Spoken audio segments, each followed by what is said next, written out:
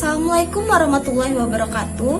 Kami dari kelompok 4 yang beranggotakan Fitriana Sriwijayanti Rahayu Putro NPM 048, Normalif Cahyani NPM 063, dan juga Nikendiah Kusumasari NPM 067.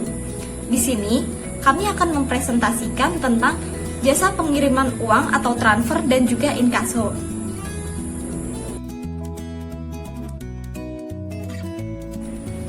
Jasa pengiriman uang atau transfer. Teman-teman udah tahu belum sih apa itu pengiriman uang? Pengiriman uang itu merupakan perpindahan dana antar rekening ke suatu tempat atau bank ke tempat lain atau cabang bank itu sendiri atau bisa juga cabang lain. Seperti contohnya apabila saya mentransfer dari Bank BRI ke Bank BNI, baik untuk kepentingan perorangan, badan hukum, atau untuk kepentingan bank itu sendiri. Transfer dan jasa pengiriman uang juga dapat dimaknai sebagai kegiatan yang dilakukan penyelenggara pengiriman uang untuk melaksanakan perpindahan tidak bersyarat dari pengirim kepada penyelenggara pengiriman uang untuk mengirim uang kepada penerima uang.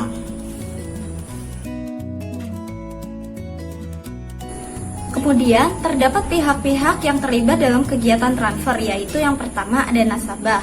Nasabah itu sebagai pihak pemilik dana atau penerima dana yang akan memindahkan dananya atau menerima sejumlah dana dari pihak pengirim atau jasa pengiriman uang. Kedua, ada bank penarikan atau Drewi Bank.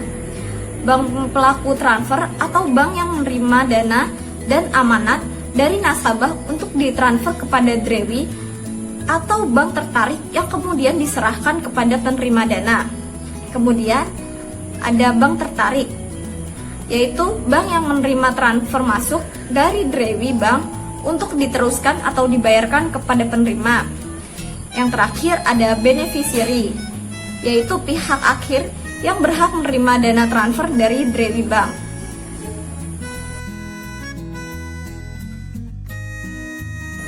Kemudian ada dua jenis transfer, yaitu transfer masuk dan juga transfer keluar.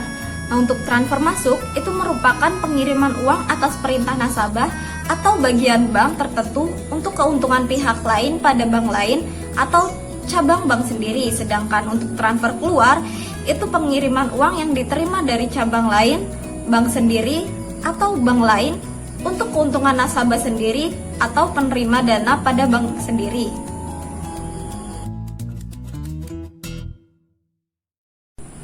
Kegiatan pengiriman uang dan prinsip pengenalan nasabah atau Know Your Customer. Kegiatan transfer dana memiliki resiko bagi bank. Oleh karena itu, harus dikendalikan sedini mungkin, minimal melalui penerapan prinsip pengenalan nasabah, melalui monitoring yang dikirim dan atau diterima dan perlunya mekanisme penyelesaian permasalahan mengenai uang kiriman yang terlambat atau tidak sampai. Sedangkan untuk prinsip pengenalan nasabah itu merupakan prinsip yang diterapkan oleh penyelenggara untuk mengetahui antara identitas pengirim dan atau penerima, memantau kegiatan usaha pengiriman uang, dan melaporkan transaksi yang mencurigakan sebagaimana telah diatur dalam peraturan mengenai tindak pidana pencucian uang. Untuk contoh tata cara penerapan prinsip pengenalan nasabah, teman-teman dapat melihat pada halaman 293, di mana di situ dijelaskan bahwa yang dimaksud dengan nasabah itu merupakan pengirim dan atau penerima. Untuk pengenalan terhadap nasabah itu mencakup hal berikut. Yang pertama ada penelitian identitas nasabah untuk perorangan dan perusahaan.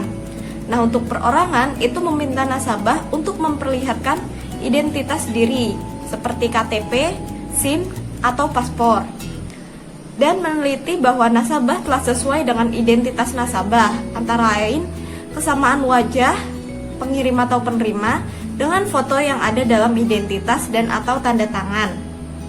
Untuk perusahaan, itu meminta nasabah untuk memperlihatkan identitas seperti izin usaha atau NPWP dan juga meneliti bahwa nasabah telah sesuai dengan identitas nasabah. Dalam hal ini, nasabah tidak dapat menunjukkan bukti identitas atau identitas nasabah tidak sesuai dengan data yang tertulis dalam formulir pengiriman atau data penerima, dan atau petugas penyelenggaraan kegiatan usaha pengiriman uang meragukan keaslian atau kebenaran dari identitas nasabah, maka transaksi dengan nasabah tersebut tidak boleh dilakukan. Yang kedua ada pencatatan transaksi, di mana penyelenggara harus melakukan pencatatan transaksi setiap nasabah yang sekurang-kurangnya meliputi untuk perorangan, nama dan alamat nasabah, tempat dan tanggal lahir, pekerjaan, kewarganegaraan, nomor bukti identitas, nilai transaksi, dan juga tanggal transaksi. Nah, untuk perusahaan itu nama dan alamat nasabah, bidang usaha, nomor izin usaha, NPWP, nilai transaksi, dan juga tanggal transaksi. Untuk penyimpanan dokumen transaksi, data dan dokumen ini sebagaimana dimaksud pada huruf B harus ditata usahakan oleh penyelenggara sesuai dengan ketentuan yang mengatur mengenai dokumen perusahaan. Kemudian ada contoh transaksi keuangan mencurigakan, yaitu yang pertama, pengiriman uang tanpa disertai identitas yang jelas dari pengirim dan atau penerima, pengiriman uang tidak sesuai atau menyimpang dari profil, karakteristik atau kebiasaan pola transaksi dari nasabah yang bersangkutan, dan juga uang yang dikirim diduga berasal dari hasil tindak pidana.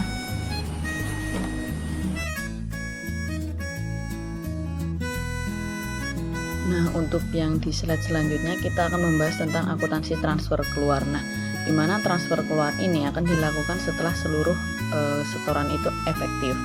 Nah, setoran transfer di sini itu dapat berupa dengan setoran tunai, pendapatan rekening koran atau giro, pencairan tabungan, deposito, dan juga warkat lain yang telah disetujui.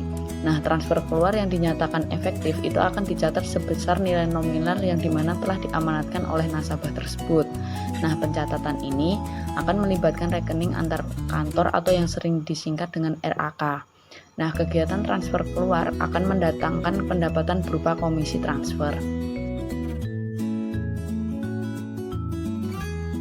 Nah, di slide yang ketujuh ini kita akan membahas tentang akuntansi transfer masuk, di mana transfer masuk ini adalah pengiriman uang yang diterima dari cabang lain bank sendiri atau dari bank lain untuk keuntungan nasabah sendiri atau penerima dan pada bank sendiri.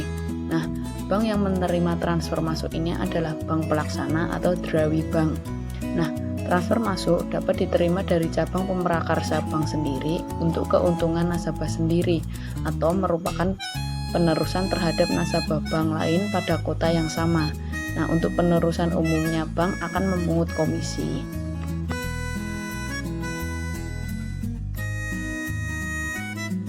Nah, di slide yang selanjutnya kita akan membahas tentang inkaso. Nah, di mana inkaso ini atau collection adalah jasa perbankan yang melibatkan pihak ketiga dalam rangka penyelesaian tagihan tanpa berupa warkat-warkat atau surat berharga yang tidak dapat diambil alihkan atau dibayarkan segera kepada si pemberi amanat untuk keuntungannya.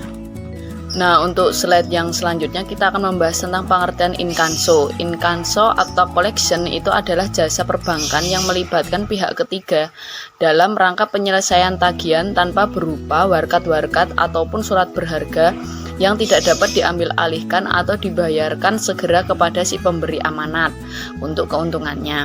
Nah, inkanso ini juga merupakan kegiatan yang dilakukan hanya untuk penagihan antar bank ataupun antar cabang bank sendiri yang berada di luar wilayah clearing ataupun di kota yang berbeda.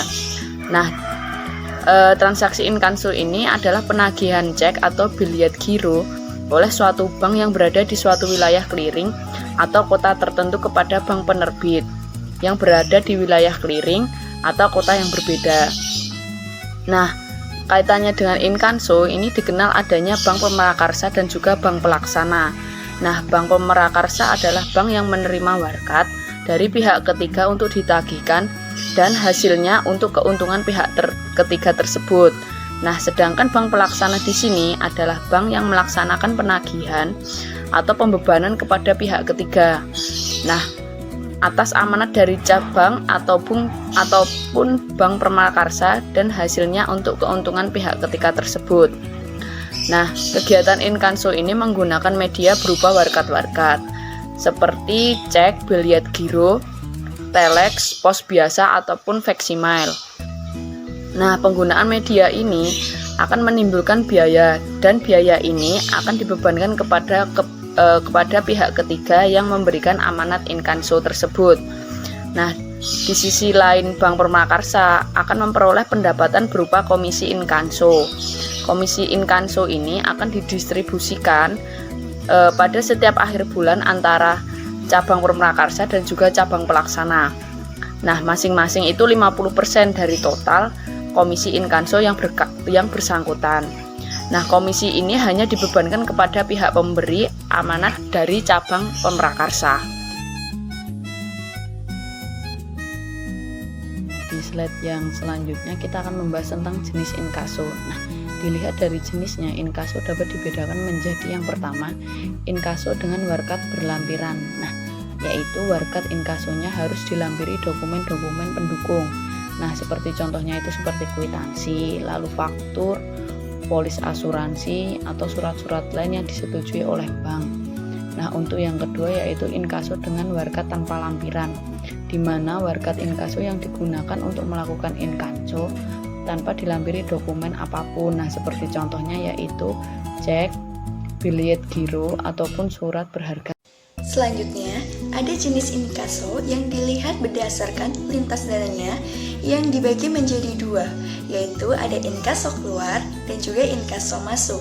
Di mana inkaso keluar yaitu inkaso atas instruksi nasabah untuk melakukan penagihan kepada pihak ketiga di cabang sendiri atau bank lain di luar kota. Inkaso ini dibayarkan atau dikreditkan ke rekening si pemberi amanat di Bank Purwakarsa setelah inkaso berhasil. Selanjutnya, inkaso masuk.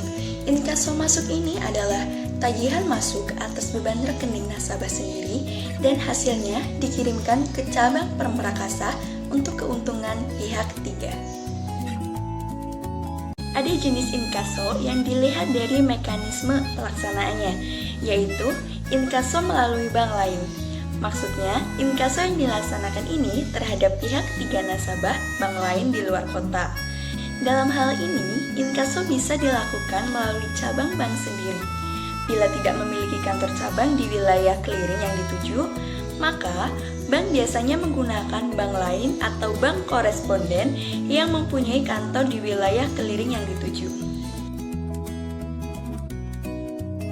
Selanjutnya, ada akuntansi inkaso keluar, di mana inkaso ini merupakan kegiatan bank yang mengandung ketidakpastian. Bank melakukan inkaso, namun tidak setiap inkaso akan memberikan hasil. Pihak tertagih kemungkinan tidak mampu membayar tagihan yang bank pelaksanaannya tidak dapat memaksa pihak tertagih untuk membayarnya. Untuk mengetahui keberhasilan inkaso ini, diperlukan waktu untuk konfirmasi. Pencatatan pada rekening ini menggunakan ayat jurnal. Tunggal posisi kredit rekening ini akan outstanding selama tenggang waktu menunggu hasil. Pada akuntansi inkaso keluar ini, persoalan yang muncul adalah mengenai komisi inkaso dan ongkos kawat. Bila berhasil, bank akan memotong rekening nasabah yang bersangkutan untuk ongkos kawat atau transfer dan komisi transfer.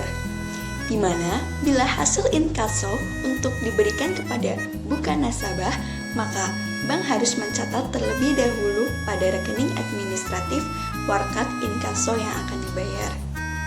Untuk contoh transaksi inkaso antar cabang, teman-teman bisa membuka pada halaman 301.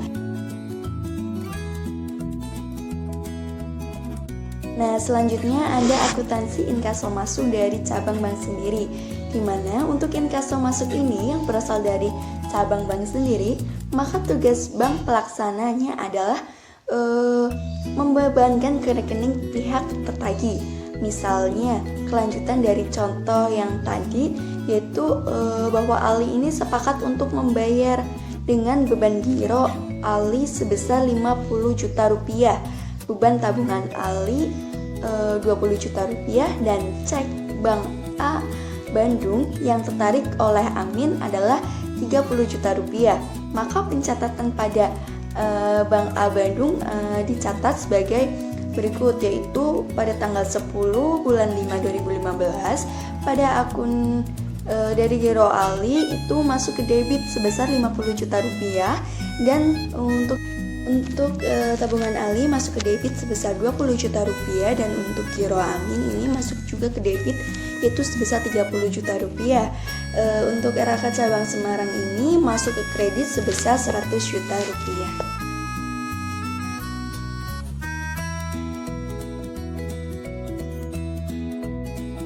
Selanjutnya yaitu ada transaksi inkaso antar bank via kantor cabang bank sendiri, di mana transaksi inkaso antar bank ini dapat diselesaikan melalui kantor cabang bank sendiri yang terdekat atau ada di wilayah clearing bank yang dituju. Nah, dengan demikian bank pemprakarsa ini yang melakukan inkaso hanya akan berhubungan rekening dengan kantor cabangnya. Nah, sedangkan kantor cabangnya sendiri ini akan berhubungan dengan bank lain di wilayah clearing yang berbeda yang telah menerbitkan cek atau biliet giro. Nah, oleh karena itu pencatatan transaksi ini terjadi di bank pemprakarsa, bank pelaksanaan cabang bank sendiri, dan bank lain yang tertagih. Nah, untuk contoh teman-teman bisa melihat pada halaman 303. Sekian presentasi dari kelompok 4 mengenai jasa pengiriman uang dan inkaso. Mohon maaf apabila ada kesalahan yang disengaja maupun tidak dari kelompok kami. Terima kasih atas perhatiannya. Wassalamualaikum warahmatullahi wabarakatuh.